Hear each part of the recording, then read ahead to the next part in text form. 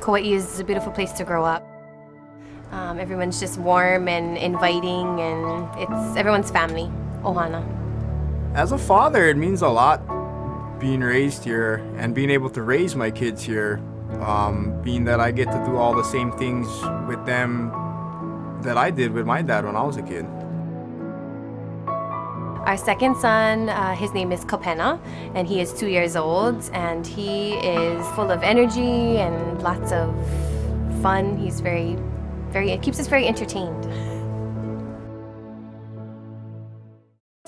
It was the day after Easter. It was a normal Monday morning. We got up and he was exceptionally fussy that day. He started throwing up and was very lethargic.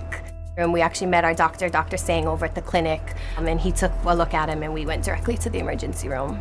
I got the phone call from Wally saying that it was really serious. As soon as we walked into the emergency room, the team of doctors and nurses, it was quite overwhelming how quickly they surrounded him and started going to work on him. They gave him oxygen. He did have to be intubated. It was the biggest thing in the ER at the time. I was worried that he had a stroke or a bleed in his brain. I sent him to the CAT scan to get a picture of his brain, and I got Dr. Chang on the phone right away. Dr. Chang happened to be working in the pediatric ICU at Kapiolani at that time. And I saw Dr. Sang actually pull up the CT scan on the computer monitor, and I could see the big white blob on the screen. So at that point, my heart just dropped because I knew that, we had said worst case scenario was the brain bleed, and I could visibly see it. He was on the phone, I believe, with the team of doctors from Kapiolani at the PICU trying to come up with, a plan of action of what, the next step was to take.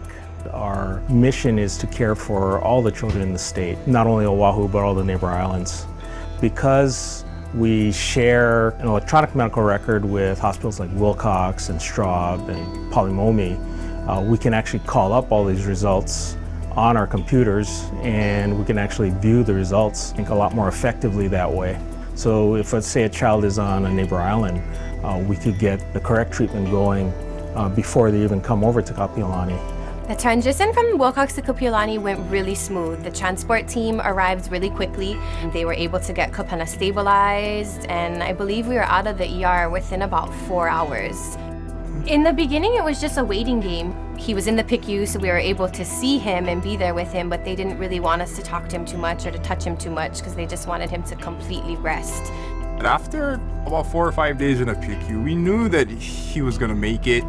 We just had no idea of the extent of the brain injury and how much he would recover, how disabled he would be. Everything was just we had no idea. Everything was up in the air. Shortly after his stroke, he was paralyzed on the left side of his body. Fortunately, Kapena is doing wonderful. It's been a couple of years since the stroke. He went through rehabilitation services and was able to regain strength on the left side of his body. He's now able to walk, and he's talking like a normal 2-year-old boy. The end result is he's amazing. I feel so happy and so blessed that he's still with us. He's my miracle boy. The importance of these two facilities to us they mean everything to me. They saved our son's life. If we didn't receive the wonderful care that he received, he probably wouldn't be here with us. So I'm very thankful for everything that everyone did, the whole team, from the nurses to the doctors to just everyone.